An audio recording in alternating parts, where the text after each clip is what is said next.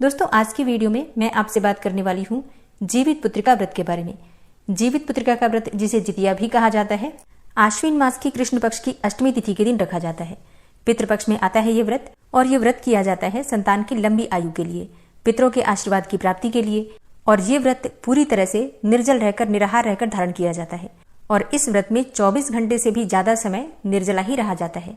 तो वैसे तो इस व्रत के नियम बहुत कठोर हैं, लेकिन माताएं इस व्रत को धारण करती हैं अपनी संतान की लंबी आयु के लिए और उनकी सुख समृद्धि के लिए, और बच्चों को उनके जीवन में सफलता की प्राप्ति हो, इस प्रकार का आशीर्वाद जीमुत वाहन से वो मांगती हैं। तो आज की वीडियो में आप जानेंगे कि साल 2024 में जितिया कब है, अष्टमी तिथि का प्रारंभ कब होगा, समापन कब होगा, व्रत हमें कब धारण करना है और इस व्रत के नियम क्या होते हैं। नहाय खाए से लेकर पारण तक की संपूर्ण जानकारी आपसे शेयर करूंगी। इसके साथ ही इस व्रत में कुछ नियम ऐसे भी होते हैं जो कि जिनकी सास है उनके लिए अलग होते हैं, और जिनकी सासू मां नहीं है उनके लिए कुछ नियम अलग होते हैं। तो ये सारी जानकारी आपको आज की वीडियो में शेयर करने वाली हूँ, इसलिए वीडियो को अंत तक जरूर देखिए। तो सबसे पहले जानते हैं कि जितिया कब है, जीवित पुत्रिका का व्रत कब रखा जाएगा। देखिए, आश्विन मास के कृष्ण पक्ष की अष्टमी तिथि को यह व्रत रखा जाता है, और इस साल अष्टमी तिथि का प्रारंभ होगा मंगलवार को, यानी 24 सितंबर को 12:38 पर, और अष्टमी तिथि समाप्त हो रही है 25 सितंबर को, यानी कि बुधवार के दिन दोपहर में 12:10 पर। यह व्रत सूर्योदय कालीन तिथि के अनुसार ही रखा जाता है। तो इस आधार पर 25 सितंबर 2024 बुधवार के दिन जीवित पुत्रिका का व्रत रखा जाएगा। तो 25 सितंबर को हम व्रत धारण कर रहे हैं, तो 24 सितंबर 2024 मंगलवार के दिन नहाय खाए का दिन होगा, और बृहस्पतिवार के दिन व्रत का पारण किया जाएगा। ठीक है, तो जैसे हम तीज का व्रत करते हैं, नहाय खाए फिर व्रत और फिर उसके बाद पारण, उसी प्रकार से जीवित पुत्रिका का व्रत भी किया जाता है। लेकिन हाँ, इसमें एक नियम बहुत कठिन है, जो कि हड़तालिका तीज व्रत से भी कठिन माना जाता है। जैसे कि हड़तालिका तीज के व्रत में आप शाम को भी पानी पी सकते हैं, या फिर कई लोग रात्रि में 12 बजे के बाद भी पानी पी लेते हैं। लेकिन इस व्रत में नियम बहुत कठिन हो जाते हैं। सुबह सूर्योदय के बाद ही आप जल ग्रहण कर सकते हैं, इससे पहले नहीं। मतलब जीवित पुत्रिका के व्रत में आप लगभग 28 घंटे तक निर्जला ही बिता देते हैं। नियम ही इस प्रकार के होते हैं। सुबह उठकर भी हम जब स्नान करते हैं, पूजा करते हैं, फिर जितिया बच्चे को पहनाया जाता है, दान इत्यादि करते हैं, उसके बाद कहीं जाकर हम जल पीते हैं। तो व्रत बहुत कठिन है, इसमें कोई संशय नहीं। लेकिन हर माताएं जिनके भी संतान हैं वो इस व्रत को धारण करती हैं और करना चाहिए। अब जैसे कई लोगों के प्रश्न आते हैं कि हमारे पास पुत्री है, पुत्र नहीं है, तो क्या इस व्रत को कर सकते हैं। देखिए, बिल्कुल कर सकते हैं। ये पहले समय की बात थी, जबकि कहा जाता था कि पुत्र हो वही इस व्रत को धारण कर सकता है। तब पुत्रों की अधिक मान्यता थी। लेकिन अब तो पुत्र और पुत्री में कोई अंतर नहीं है, उसी भाव से पुत्र और पुत्री दोनों माने जाते हैं। तो आपके पास पुत्री है तो भी आप ये व्रत कर सकती हैं। लेकिन हाँ, इतना जरूर ध्यान रखिए, कोई भी व्रत अगर आप शुरू करना चाहते हैं तो एक बार अपने परिवार में जरूर पूछना चाहिए। मतलब परिवार वाले जो कहते हैं वही करना चाहिए। सबके परिवार की परंपरा अलग होती है। तो देखिए, मैं कह दूं आप लोग कर लीजिए, परिवार में नहीं होता हो तो कैसे करेंगे। इसलिए ध्यान रखिए, पहले परिवार में जरूर पूछ लीजिए। और अब जानते हैं कि जितिया व्रत में नहाय खाए से पारण तक के नियम क्या होते हैं। देखिए, नहाय खाए का दिन पहला दिन होता है, जो कि आपको मिलेगा 24 सितंबर को। दिन होगा मंगलवार का। तो इस दिन आपको स्नान करना है, सर धोके, बाल धोके स्नान किया जाता है। इसके बाद शुद्ध और सात्विक भोजन किया जाता है। तो नहाय खाए के दिन आपको लहसुन प्याज का सेवन नहीं करना है। मसूर की दाल जो लाल वाली होती है वो नहीं खानी चाहिए। इसके अलावा गाजर, मूली, बैंगन, ये सभी चीजें भी व्रत में नहीं खानी चाहिए, व्रत के एक दिन पहले नहीं खानी चाहिए। लेकिन हाँ, कई ऐसे क्षेत्र हैं जहां पर की मछली खाई जाती है नहाय खाए वाले दिन। तो अगर आपके यहाँ इस प्रकार का नियम है तब तो आप बिल्कुल खा सकते हैं। लेकिन ज्यादातर क्षेत्रों में सात्विक भोजन ही किया जाता है, बिल्कुल बिना लहसुन प्याज का। एक और चीज, नहाय खाए वाले दिन सबके यहाँ कुछ न कुछ विशेष खाकर ही ये व्रत शुरू किया जाता है। कई स्थानों पर सतपुतिया, जिसे कि तरोई कहते हैं, तोरई होती है एक तरह की, उसकी सब्जी बनाकर खाई जाती है। और कई स्थानों पर अलग अलग चीजें, कई स्थानों पर मरुआ की रोटी बनाई जाती है, और भी बहुत सारी चीजें, साग खाए जाते हैं। तो जैसा आपके यहाँ होता है, कुछ विशेष अगर आपके यहाँ होता है तो आप वही खाकर व्रत का प्रारंभ करते हैं। ठीक है, तो देखिए, नहाय खाए दिन में होगा, फिर शाम के समय घर में बनता है कुछ न कुछ मीठा बनता है, बच्चों के लिए बनाया जाता है बेसिकली। जैसे कि बच्चों के निमित्त हम व्रत धारण करते हैं तो पुआ बनाते हैं, गुलगुले बनाते हैं, ताकि हम बच्चों को खिला सकें। ये एक तरह का नियम है एक तरीके से देखा जाए तो। इसके साथ ही एक और चीज बनती है, छोटी छोटी पूरियां बनाई जाती हैं, और इसके साथ ही बिना नमक की सब्जी बनाई जाती है तरोई की। और ये दिया जाता है, ऐसा कहा जाता है कि चील्हो, सियारो और सासू माँ के लिए ये दिया जाता है। तो कहीं कहीं पर 3 पूरियां बनती है, कई स्थानों पर 4 बनती है, कई स्थानों पर 5 भी बनती है। ठीक है, तो आप अपने हिसाब से देख सकते हैं आपके यहाँ कितनी बनती है। एक चील्हो, एक सियारो के लिए बनती है, एक जीमुत वाहन भगवान के लिए बनती है, एक सासू के निमित्त ऐसा कहा जाता है कि बनती है, और एक पूरी बनती है गौ लक्ष्मी के लिए। तो इस प्रकार से 5 पूरियां बनती हैं। और सुबह जब सरगी खाने उठते हैं तब उसी समय स्नान इत्यादि करके, और ये सभी पूरियां तरोई के पत्ते पर रखी जाती हैं, पूरी और वो तोरई वाली सब्जी दही और चूरा, चीनी, ये सभी चीजें आपको रखनी होती हैं उस तरोई के पत्ते पर, और घर की छत पर या फिर बालकनी में जहां पर भी आपके पास खुली जगह हो वहां पर ये चीजें रखी जाती हैं। रात्रि में 3 बजे के आसपास ये चीज रख दी जाती है और मन में पितरों का ध्यान करके उनको समर्पित किया जाता है। जल का पात्र वहीं रख दिया जाता है या फिर जल का घेरा भी दे सकते हैं आप, जैसी भी सुविधा आपके पास उपलब्ध हो। फिर अपने पितरों से, चीलों सियारों से और जीमूत वाहन भगवान से हाथ जोड़कर प्रार्थना की जाती है कि हमारी संतान की आयु लंबी हो, हर प्रकार से हमारी संतान की रक्षा हो और हम जो ये व्रत धारण करने जा रहे हैं वो व्रत निर्विघ्न रूप से पूर्ण हो। इस प्रकार से प्रार्थना करके हम व्रत का प्रारंभ करते हैं। तो ये नियम किया जाता है सरगी से पहले, ठीक है, अपनी सरगी खाने से पहले आपको ये नियम करना होता है। अच्छा, एक और चीज बता दूं मैं आपको, इस प्रकार से जो सासू माँ को भोजन दिया जाता है, चीलो सियारों को भोजन दिया जाता है, ये सब नहीं देते हैं। जिनकी सासू माँ नहीं होती है वही देते हैं। अच्छा, कई स्थानों पर जिनकी सासू माँ होती है वो भी देते हैं, ठीक है। तो अपने यहाँ अपने परिवार में आपके जो भी परंपरा है उसे अच्छे से समझ लीजिएगा, तभी ये नियम कीजिएगा, ठीक है। हमारे यहाँ जिनकी सासू नहीं होती है वही ये नियम करते हैं, जिनकी सासू होती है वो वैसे ही सरगी खाकर और व्रत कर लेते हैं। और अब जानते हैं कि सरगी में क्या खाना चाहिए। देखिए, सरगी में आप सुबह उठते हैं, जैसे कि हड़ताल तीज में हम उठकर जल इत्यादि पीते हैं, उसी प्रकार से इसमें भी जल पीते हैं। आप कुछ भी लिक्विड ले सकते हैं, नारियल पानी ले सकते हैं, जूस पी सकते हैं, ग्लूकॉन डी इत्यादि ले सकते हैं, जो भी आपका मन करे, ठीक है। इसके साथ ही आप चाहे तो कुछ फल इत्यादि ले सकते हैं। अच्छा, कई स्थानों पर जैसे कि पूरी इत्यादि भी खाई जाती है। अगर आपके यहाँ खाया जाता हो तो आप बिल्कुल खा सकते हैं, लेकिन अगर आप बहुत कुछ नहीं भी खाते हैं, मतलब जरूरी नहीं है और मन भी नहीं करता है उस समय कुछ खाने का, तब भी आप ये काम जरूर कीजिए कि थोड़ा सा दही और थोड़ा सा चूरा, हल्की सी चीनी डालकर, मतलब चाहे आधा चम्मच ही सही पर जरूर खा लीजिएगा।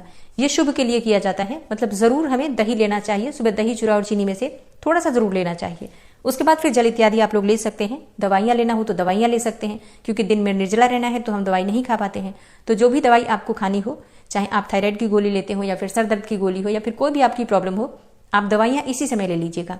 और जितना हो सके इस समय ठंडी चीजें खानी चाहिए, जल इत्यादि लीजिए। आप चाहे तो चाय भी पी सकते हैं। बहुत से लोगों के प्रश्न पिछली बार आए थे हड़ताल तीज पर कि क्या हम चाय पी सकते हैं। जी हाँ, बिल्कुल पी सकते हैं। चाय, कॉफी जो आपको लेना हो ले लीजिए। एक और चीज, आप अगर सरगी लेने से पहले स्नान कर लेते हैं तो अत्यंत ही श्रेष्ठ होगा। मान लीजिए आप सरगी लेने के पहले स्नान नहीं भी कर पाते हैं तो भी हाथ पांव मुंह धोकर वस्त्र अवश्य बदल लीजिए। और जब आप सरगी खा लेते हैं तो उसके बाद से दांत साफ अवश्य कर लीजिए, ब्रश कर लीजिए, दातुन कर लीजिए, जो भी आपके पास उपलब्ध हो। जैसे कि कई लोगों के प्रश्न आते हैं कि हमारे घर के आसपास दातुन नहीं मिल पाता है, तो ऐसे में नया ब्रश रखिए, मतलब जिस ब्रश का आपने प्रयोग ना किया हो एक नया ब्रश ले लीजिए और जब आप सरगी खा लेते हैं तो उसी से ब्रश कर सकते हैं, कोई दिक्कत नहीं है। देखिए, जैसी हमारे पास उपलब्धता होती है नियम पालन उसी अनुसार किया जाता है। तो अगर दातुन नहीं मिल पाता है तो बिल्कुल आप ब्रश कर सकते हैं, लेकिन दांत अवश्य साफ कर लीजिए। कुछ भी अनाज इत्यादि दांत में ना लगा रहे, क्योंकि आपका व्रत फिर खंडित हो सकता है। अगर उस समय, मतलब व्रत के समय हमारे मुंह में किसी भी प्रकार से अनाज का अनुभव हो जाता है तो व्रत खंडित माना जाता है। तो इस बात का आप लोग ध्यान रखिएगा। तो ये तो हो गए नहाए खाए और सरगी के नियम। इसके बाद फिर स्नान इत्यादि करके और हम व्रत का संकल्प लेते हैं, पूजा करते हैं। अपने घर में जो नित्य की पूजा है वो कर लीजिए, व्रत का संकल्प ले लीजिए। भगवान जीमूत वाहन से, अपने पितरों से, चीलों सियारों से सबसे प्रार्थना कर लीजिए कि आपका ये व्रत निर्विघ्न पूर्ण हो, व्रत में किसी प्रकार की विघ्न बाधा ना आए, कोई भूल चूक जाने अनजाने हमसे हो जाए तो उसे क्षमा करें। इस प्रकार से प्रार्थना करने के बाद आपके व्रत का प्रारंभ हो जाता है। यहाँ एक और चीज बताना चाहूंगी, ये जरूरी नहीं है कि आप हाथ में जल और अक्षत लेकर ही व्रत का संकल्प करें, बल्कि पूजा करते समय मानसिक रूप से हाथ जोड़कर अपने व्रत का संकल्प ले लीजिए। इसके बाद दिन में हमें निर्जला व्रत रहना होता है और शाम के समय जीमूत वाहन भगवान की पूजा की जाती है, कथा सुनी जाती है। तो पूजा विधि की वीडियो आपको आगे मिल जाएगी। और हाँ, एक और चीज, शाम के समय जितिया नहीं पहना जाता है, जितिया हम सुबह ही पहनते हैं। अच्छा, कई स्थान ऐसे हैं जहां पर जितिया पहना भी नहीं जाता है, तो ये भी आप लोग ध्यान रखिएगा कि आपके यहाँ क्या होता है। कई स्थान ऐसे हैं जहां पर कि सोने का जितिया धारण किया जाता है, कई स्थानों पर सोने का जितिया नहीं भी सहता है, वो लोग धागा ही पहनते हैं। तो सभी चीजें अपने घर में, अपने परिवार में पूछ कर ही करिएगा आप लोग। देखिए, बहुत सारे जो व्रत हैं वो पारंपरिक चलते हैं, पीछे से जिस प्रकार हमारे पूर्वजों ने किया है हम उसी प्रकार करते हैं। तो इसमें, इस नियम में किसी प्रकार का हमें अंतर नहीं करना चाहिए। जैसा परिवार वाले करते हैं उसी प्रकार से करना चाहिए। शाम की कथा सुनने के बाद भी आप जल ग्रहण नहीं करते हैं, इस बात का आपको ध्यान रखना है। अगले दिन ही जल पीना है। फिर अगले दिन ब्रह्म मुहूर्त में उठकर नित्य कर्मों से निवृत्त होकर स्नान कर लीजिए और इसके बाद घर में जो पूजा करना है पूजा कर लीजिए। फिर बच्चों के सिर में तेल लगाना होता है, थोड़ा सा तेल बच्चों के सिर में जरूर लगाना चाहिए। फिर आप अपने सिर में भी थोड़ा सा तेल लगा लीजिए और थोड़ा सा सिंदूर लगा लीजिए। अच्छा, इस समय जो सिंदूर लगता है सिंदूरे में से लगता है, मतलब सिंदूरा जो आपका है शादी वाला, उसी में से सिंदूर लगाया जाता है। आप चाहे तो शाम को भी सिंदूरे में से सिंदूर लगा सकते हैं, लेकिन अगर आप शाम को ना भी लगा पाए, मतलब कई स्थान है जहां पर नहीं होगा इस प्रकार का नियम, तो आप सुबह तो जरूर लगाते हैं। सुबह सिंदूरे में से ही सिंदूर लगता है। और इसके बाद जो आपका जितिया है, सबसे पहले आप बच्चे को धारण करवाइए। जितने भी बच्चे हैं सबको पहना दीजिए गले में एक एक करके, और उसके बाद ही स्वयं आप धारण करते हैं। सुबह की पूजा पूर्ण करने के बाद आप दान करते हैं। दान किस चीज का करना है आपको? तो देखिए, जितिया के पारण में दाल और चावल का दान किया जाता है। कच्चा दाल और चावल, सब्जियां, और सब्जी में आप आलू इत्यादि रख सकते हैं, कोई हरी सब्जी भी रख सकते हैं, खीरा रख सकते हैं। इसके साथ ही इस व्रत में तरोई का दान करना, तरोई का सेवन करना अत्यंत आवश्यक होता है, तो तोरई ले लीजिएगा। इसके साथ ही बहुत से स्थान है जहां पर अलग अलग चीजें, मतलब परंपरा है कुछ प्रकार की चीजों के दान के या ग्रहण करने के, तो जो आप लोग ग्रहण करते हैं, जो भी आपके यहाँ विशेष है कुछ खाने में, पारण में, वो भी चीजें दान की जाती हैं। जैसे कई स्थानों पर मड़ुआ या कई स्थानों पर चने होते हैं, कई स्थान है जहां पर कुछ विशेष साग होता है जो खाया जाता है। तो आपके यहाँ जो भी नियम है ना, जो भी आप पारण में अपने लेते हैं, वो सभी चीजें दान में थोड़ा थोड़ा ही सही पर जरूर दिया जाता है। इसके अलावा वस्त्र और दक्षिणा इत्यादि जो आप दान करना चाहते हैं, दान सामग्री में रखकर और स्पर्श करके मनस करके दान कर दीजिए। ठीक है, ये पारण वाले दिन किया जाता है।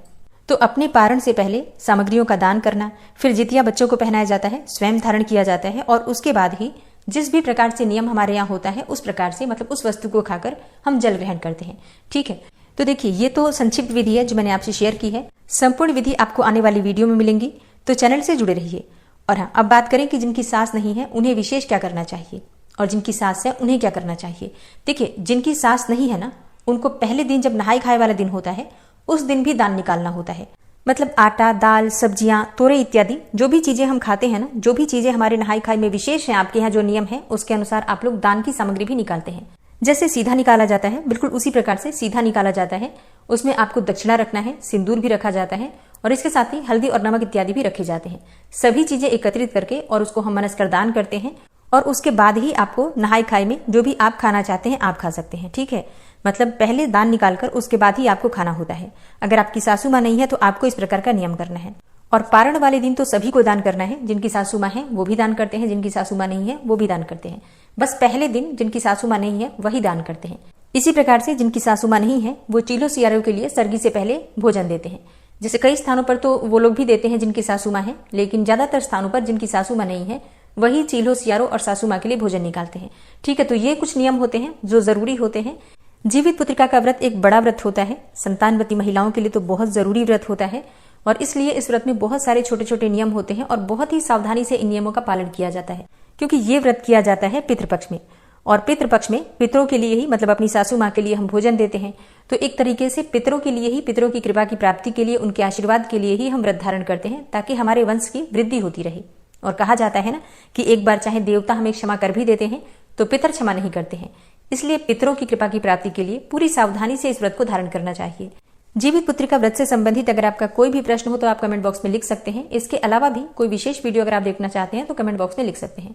और हाँ, अगर आप एकादशी का व्रत करते हैं, पूर्णिमा का व्रत करते हैं, तो चैनल पर वीडियो अपलोड हो चुकी है, आप लोग जरूर देख लीजिए। मिलती हूँ मैं आपसे अगली वीडियो में, तब तक के लिए जय श्री राधे।